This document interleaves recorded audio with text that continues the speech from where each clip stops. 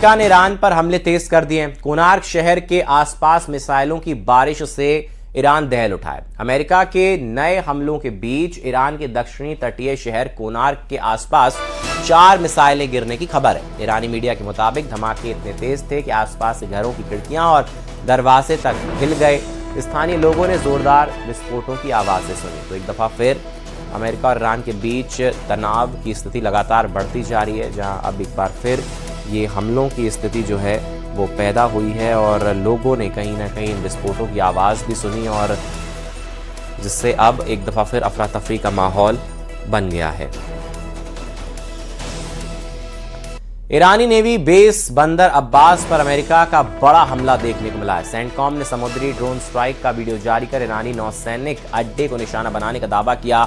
America के दावे के बाद दक्षिणी ईरान के बंदर अब्बास और हार्मूज के पास मौजूद केशम द्वीप के आसपास जोरदार धमाके सुने गए। ईरानी सरकारी मीडिया के मुताबिक बंदर अब्बास और केशम द्वीप के पास कई विस्फोट सुने गए।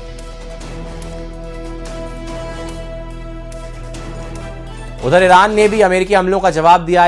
IRGC ने कुवैत में अमेरिकी सैन्य ठिकानों से लेकर एयर डिफेंस सिस्टम तक पर सुसाइड ड्रोन हमलों का दावा किया। ईरानी मीडिया के मुताबिक लगातार अमेरिकी हमलों के जवाब में IRGC ने कुवैत में मौजूद अमेरिकी सैन्य ठिकानों, तेल डिपो और एयर डिफेंस सिस्टम को ड्रोन से निशाना बनाया। इतना ही नहीं, ईरान ने दावा किया है कि उसकी नौसेना ने अमेरिकी जहाज पर भी क्रूज मिसाइलों से हमला किया।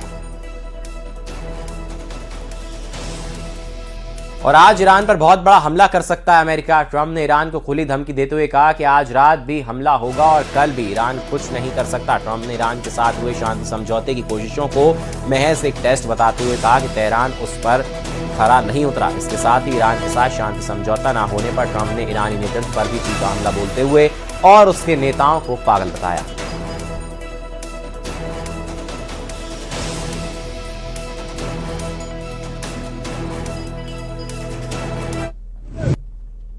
We're hitting them very heavy tonight, as you know. We're hitting them. We have tremendous amounts of ammunition. We have numbers that we haven't had in years. And we're hitting them very hard, and it'll continue, and we'll see what happens. But we're knocking out all of their offensive capability.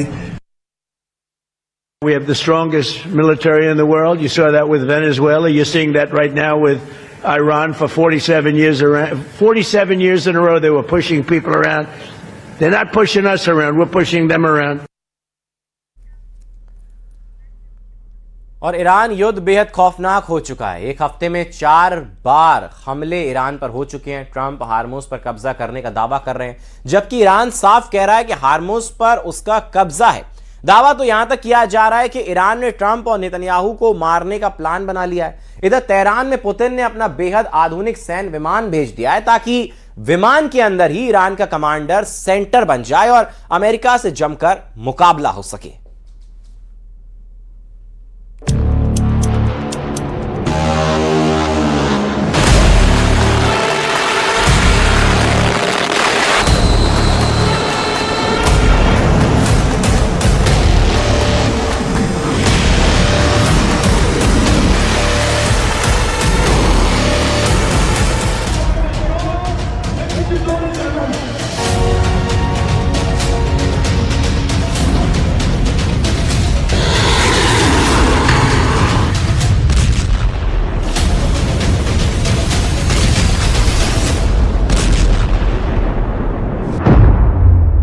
पांच दिन में Iran पर 4 हमले, 310 अड्डों के उड़ाए चीथड़े।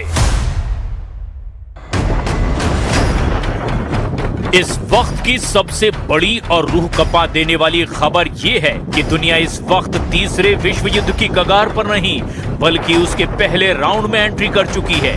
जून के महीने में जिस संघर्ष विराम की उम्मीद पर दुनिया राहत की सांस ले रही थी, वो आज बारूद के धुएं में उड़ चुका है। डोनाल्ड ट्रंप ने आधिकारिक तौर पर सीज फायर को दफन कर दिया है और ऐलान कर दिया कि अब बातचीत का नहीं, ईरान को नेस्त नाबूद करने का वक्त आ गया है। ईरान इस वक्त अमेरिकी सेना के खून का प्यासा हो चुका है। अमेरिका और ईरान के बीच हुआ समझौता मुश्किल से 20 दिन भी नहीं टिक पाया। 7 जुलाई 2026 से अब तक ईरान पर अमेरिका 4 से ज्यादा हमले कर चुका है। यहां तक कि पिछले 5 दिनों में अमेरिकी सेना ने ईरान के 10 प्रांतों में मौजूद 310 ईरानी अड्डों पर सीधे हमले किए।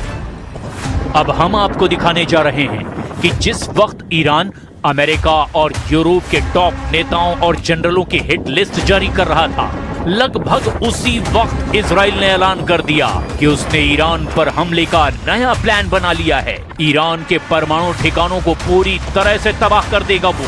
इधर ईरान ने धमकी दी कि ट्रंप और नेतन्याहू समेत 11 से 13 नेताओं को मारने की जो लिस्ट उसने बनाई है, उस लिस्ट का काम शुरू भी हो चुका है। ईरान ने दावा किया कि उसने ओमान पर अमेरिका के सबसे ताकतवर रडार को उड़ा दिया है, जबकि कुवैत में अमेरिका के 2 हाइमार्स रॉकेट सिस्टम और बहरीन में अमेरिका की 5वीं फ्लीट को ईरानी सेना ने ड्रोन और मिसाइल के हमलों से भारी नुकसान पहुंचाने का दावा किया। ईरान पर अंधाधुंध हमले, तेहरान पर जबरदस्त पलटवार। कल रात से अमेरिकी सेंट्रल कमांड यानी सेंटकॉम ने ईरान की धरती को शमशान बनाना शुरू कर दिया है। एक ही रात में 140 से ज्यादा भीषण एटमी और स्टील हमले करके ईरान की कमर तोड़ दी गई है। लेकिन ईरान भी चुप नहीं है। ईरान ने कतर, बहरीन, कुवैत और जॉर्डन में मौजूद अमेरिकी ठिकानों पर मिसाइलों की ऐसी बारिश की है कि खाड़ी का आसमान लाल हो चुका है।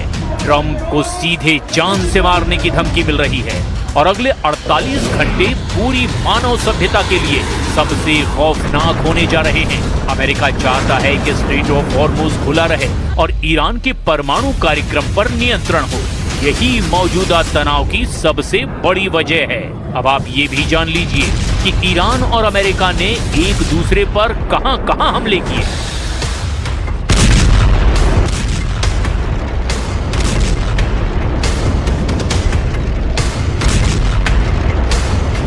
अमेरिकी सेंट्रल कमांड के मुताबिक अमेरिका ने 5 दिनों में ईरान के 310 से ज्यादा सैनिक ठिकानों को निशाना बनाया।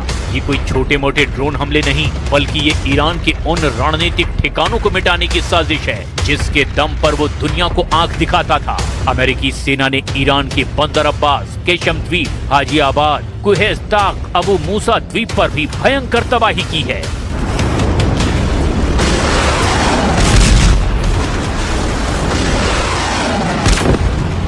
बंदर अब्बास पर हमलों का पहला केंद्र बंदर अब्बास रहा। ये ईरान की नौसेना का दिल है।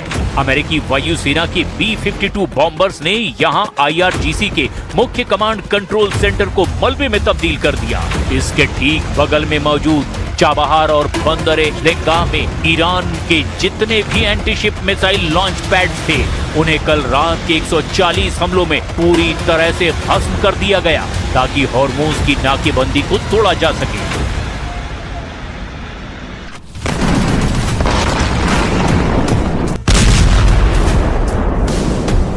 मध्य और दक्षिण पश्चिम ईरान का विनाश।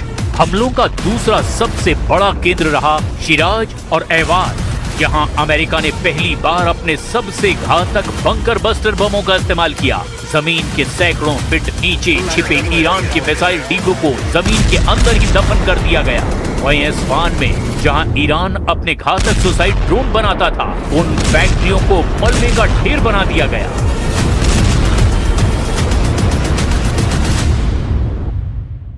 قرار آمریکا برای دخالت در مدیریت تنگه هرمز، امنیت منطقه، تجارت بین المللی و عبور و مرور کشتی‌های نفتکش و تجاری را به طور جدی به مخاطره انداخته و متاسفانه همکاری برخی کشورهای منطقه نیز موجب شده خطر گسترش جنگ در سراسر منطقه افزایش یابد. بر این اساس اعلام می‌گردد پیرو هشدارهای قبلی به هیچ عنوان به آمریکا اجازه دخالت در مدیریت تنگه هرمز را 48 घंटे में दुनिया का अंत, अमेरिका के तूफानी हमले।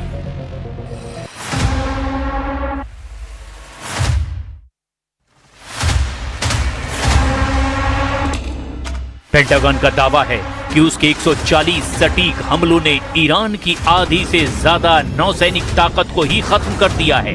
अमेरिका का कहना है कि उन्होंने ईरान की उस क्षमता को पूरी तरह डिग्रेड कर दिया जिससे वो अंतर्राष्ट्रीय तेल टैंकरों को निशाना बनाता था। इस युद्ध में नुकसान के जो दावे दोनों तरफ से आ रहे हैं वो रोंगटे खड़े कर देने वाले हैं। एक तरफ वॉशिंगटन जीत का जश्न मना रहा है तो दूसरी तरफ तेहरान महाविनाश का दावा कर रहा है। लेकिन ईरान के दावे अमेरिका की रातों की नींद उड़ाने के लिए काफी हैं। ईरान की IRGC का दावा है कि उन्होंने ओमान में मौजूद अमेरिकी रडार सिस्टम को अंधा कर दिया है। और इतना ही नहीं, बहरीन की राजधानी मनामा के दक्षिण में मौजूद अमेरिकी नौसेना के 5वें बेड़े के ठिकाने पर ईरान की बैलिस्टिक मिसाइलें सीधे जाकर गिरी हैं, जिससे वहां भयंकर तबाही हुई है। ईरान ने दावा किया कि उसने कुवैत में अमेरिका के 2 हाइमार्स रॉकेट सिस्टम पूरी तरह से तबाह कर दिए।